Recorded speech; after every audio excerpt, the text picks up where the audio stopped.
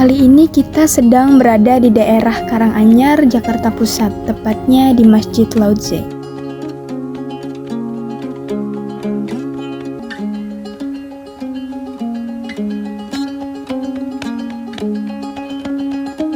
Kilas bangunan yang ada di belakang saya terlihat seperti kelenteng atau rumah ibadah penganut Tridharma. Tapi jangan salah nih Sobat Marhen, karena bangunan ini adalah tempat sujud bagi ribuan mualaf yang ada di Jakarta. Di balik tampilannya yang unik, masjid ini juga menyimpan sejarah panjang yang banyak orang nggak tahu loh. Nah, bersama saya Marsha Natasha yang hari ini akan mengulik sejarah dan mengenal lebih dalam tentang Masjid Lao-Tze. Jadi, yuk Sobat Marhen.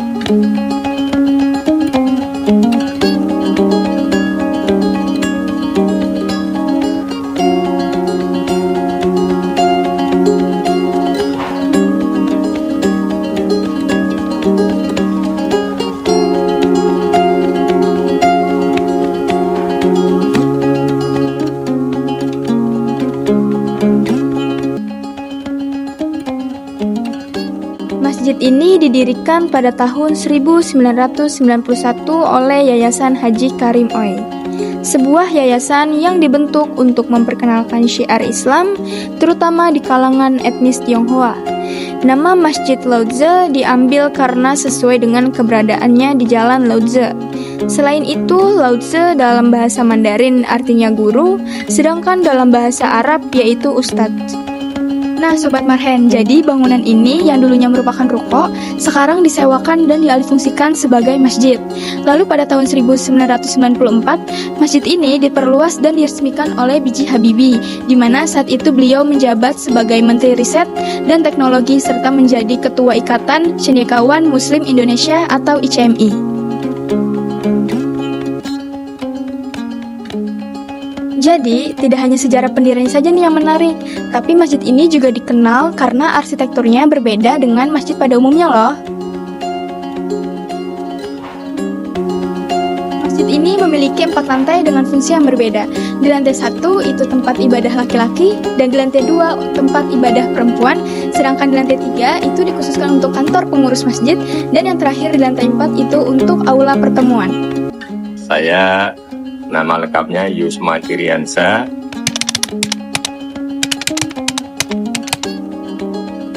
Tujuannya itu pertama kali pengurus itu pengen menyampaikan informasi tentang agama Islam pada saudara kita yang keturunan Tionghoa, keturunan Cina, yang mungkin dia pengen tahu tentang Islam, mungkin dia sudah punya tapi hidayah, pengen menjadi mu'alaf, pengen masuk Islam gitu kan. Kalau mereka datang ke umumnya, tempat-tempat masjid pada umumnya mungkin masih agak kurang nyaman gitu ya, tapi kita berada di tengah mereka dengan kondisinya yang mereka familiar sama mereka ya, dari batu bangunannya, dari namanya juga pakai bahasa Mandarin, masih Lao-Tze gitu ya.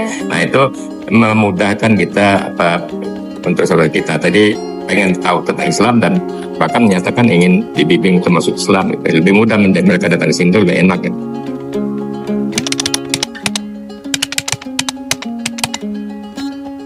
Kita kenapa warna-warni gini? Sebetulnya ini kita nggak punya filosofi khusus, nggak ada ya. Ini cuma istilahnya kalau kita tampil seperti ini, siapa yang mau nolak kita? Masjidnya kecil, fasilitasnya masih jauh dari cukup memadai ini.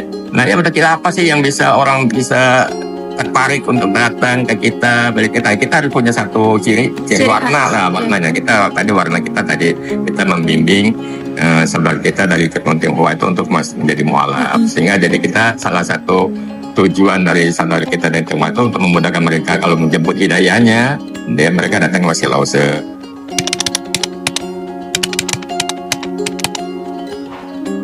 Kita butuhkan itu fikih mu'alaf gitu ya. Fikih mu'alaf itu ya tadi beda dengan yang mungkin yang bukan mu'alaf gitu, karena kita harus pendekatannya lebih gimana ya, kita maklumin mu'alaf mungkin ada hal-hal yang bisa kita toleransi dulu, dia belum bisa menjalankan sepenuhnya ya. Jadi kita harus benar-benar perlu kebijakan, benar-benar bijaksana bagaimana menghadapi.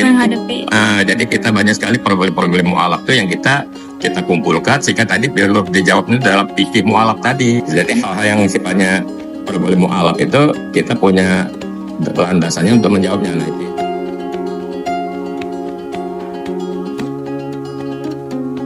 memang dari awal, dari mereka sebelum Islam, mereka tanya-tanya tentang Islam, mereka saudara hidayah pengen masuk Islam, mereka setelah masuk Islam kita bina. Nah, salah satu lagi problemnya itu kalau meninggal gitu ya.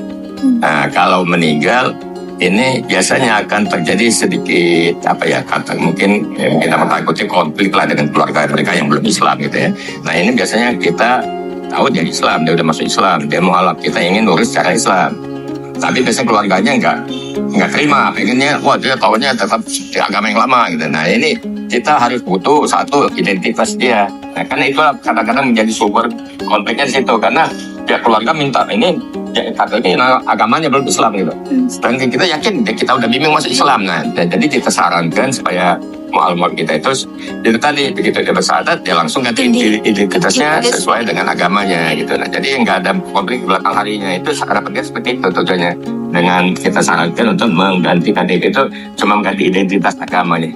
Misalnya kita udah muslim loh, harus kita punya kewajiban dong, yang kita yang muslim kan untuk mengurus jenazahnya, mengurus mayatnya dengan cara Islam ya. Nah, sementara pihak keluarga nggak mau karena dilihat keyakinan buat KTP-nya itu agamanya Islam. Jadi itu kadang-kadang menjadi problem juga bagi kita. Tapi alhamdulillah dengan pendekatan kita yang baik, kita insya Allah ya saling pengertian itu ada gitu. Kita bisa selesai dengan baik lah gitu ya. Nggak ada masalah sih.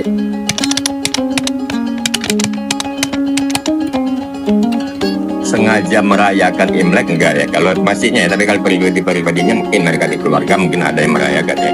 Tapi kalau masih lausenya secara khusus ada Imlek, merayakan Imlek enggak ada. Tapi kalau misalnya kita kan setiap hari Minggu atau Ahad itu kita ada pertemuan, ada pengajian. Kalau misalnya kebetulan tanggal Imlek itu jatuhnya hari Minggu misalnya gitu ya, hari libur gitu. Nah, kita memang kan ngumpul. Nah, nggak salah juga kita sekalian kita warna-warninya dengan warna Imlek gitu ya. Misalnya makan locok bome misalnya gitu kan, dan sama makan mie. Nah, cuma ada kejadian seperti itu tempoh hari. Kebetulan Imleknya pas kita hari Minggu kita lagi acara, kita bikinlah acara Imlek tapi dengan judul nostalgia Imlek gitu. Nostalgia aja karena teman-teman kita waktu dia belum Islam dia merayakan Imlek gitu kan. Begitu dalam masuk Islam ya mereka nostalgia aja kalau udah pernah mengadakan Imlek. Jadi nah sifatnya nostalgia Imlek itu dia isi, dia kemas kegiatannya itu karena sudah Islam tentu dengan kegiatan yang berwarna Islam gitu ya. Kegiatannya apa? Itu tadi lomba azan untuk mualaf gitu ya, lomba kultum, lomba pakaian busana muslim gitu. Jadi kita coba lomba hafalan surah-surah pendek Al-Quran. Nah itu mereka bernostalgia. Ini kebetulan bertepatan dengan Imlek, tapi kemasan acaranya ya karena mereka udah muslim ya kemas dengan warna-warna muslim tadi, kegiatannya seperti itu.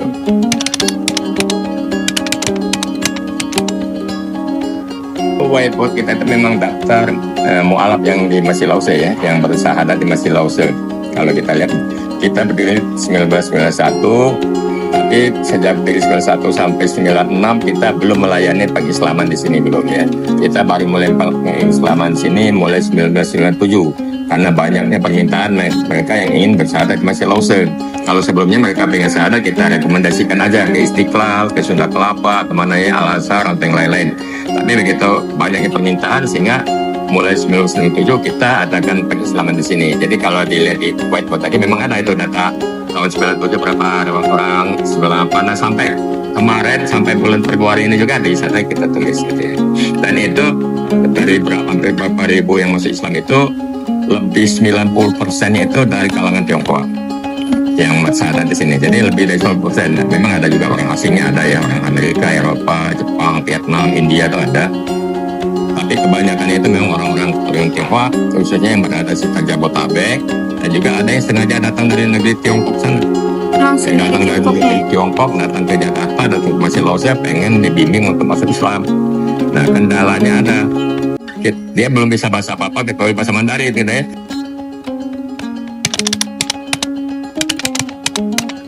Insya Allah tuh. Ya tapi bikin janji dulu tadi ya, nggak tiba-tiba datangnya ada dia karena dia nggak standby di sini gitu kan. Nah kita janji dulu mungkin besok baru datang, silakan gitu ya.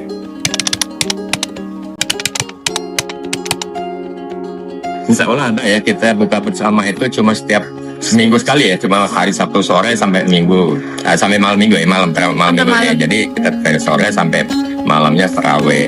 Nah tadi memang salah satu tarawih kita itu menjadi ciri khas bagi Masjid Lause itu, kita sholat tarawihnya itu imamnya estafet. Estafetnya itu kita memberikan kesempatan kepada mualaf kita untuk percaya untuk menjadi imam sholat sunat ya, sholat tarawih kan sunat ya. Jadi kita bimbing mereka mungkin dengan bacaan-bacaan yang pendek, apalah sholat pendek, kita tampilkan dan untuk jadi imam.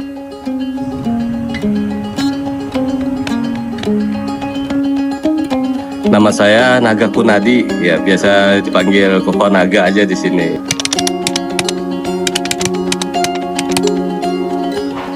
Saya aktif di sini sejak tahun 2017. Diangkat jadi pengurus. Kalau aktifnya itu sudah dari 2003 saya aktif di sini sebagai jamaah. Kemudian baru diangkat jadi pengurus Yayasan Haji Karim UI ini dan dipercaya sebagai imam masjid juga di sini dari tahun 2017.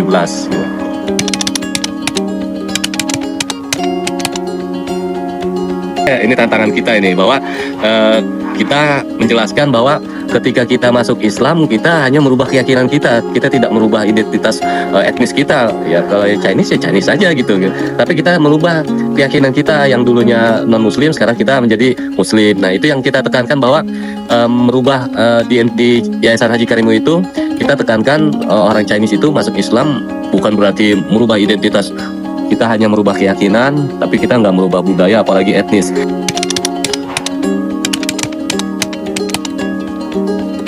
Dulu waktu pas masuk Islam, teman-teman banyak yang sarankan, kamu baca syahadatnya di komunitas kamu aja gitu. Nah ternyata memang begitu saya dulu kasih tahu tuh cari Yayasan Haji Karim UI. Dulu saya harus jalan-jalan keliling-keliling dulu. Itu kurang lebih hampir 2 bulan baru ketemu. Iya, keliling-keliling. Itu ketemunya juga nggak sengaja. Saya habis beli motor saya tangkinya penyok. Saya pengen reparasi di Karanganyar sini gitu. Ternyata tukang catnya Chinese Muslim. Dikasih tahu itu pusatnya di situ. Saya lihat, oh seperti ini. Jadi dulu tuh nggak kelihatan seperti masjid. Iya, ruko biasa aja gitu. Cuma pintunya aja merah dulu. Nah dari situ setelah dapet seminggu kemudian saya putuskan nggak lama-lama gitu. Saya masuk Islam di sini ya, dan di sini ketemu dengan teman-teman yang istilahnya senasib sepenanggungan gitu, seperjalanan. Mereka pernah merasakan perpindahan keyakinan juga. Nah di situ akhirnya banyak teman-teman gitu. Nah saya masuk Islam di sini tahun 2002 gitu. Dari perjalanan hari ini kita bisa lihat bahwa Masjid Lause ini bukan sekedar tempat ibadah, tapi ia adalah ruang pertemuan antar budaya, identitas, dan keyakinan. Di tengah sejarah panjang sentimen terhadap masyarakat Tionghoa di Indonesia, Masjid Lause ini hadir sebagai simbol bahwa identitas keagamaan dan kultural dapat berjalan berdampingan. Tidak terasa, sudah cukup lama kita berbincang. Semoga pembahasan ini bisa menambah wawasan dan memberikan kita semua kebaikan. Saya Marsha Natasha, Marhen Press, pamit undur diri. Sampai bertemu di video explore selanjutnya. Bye!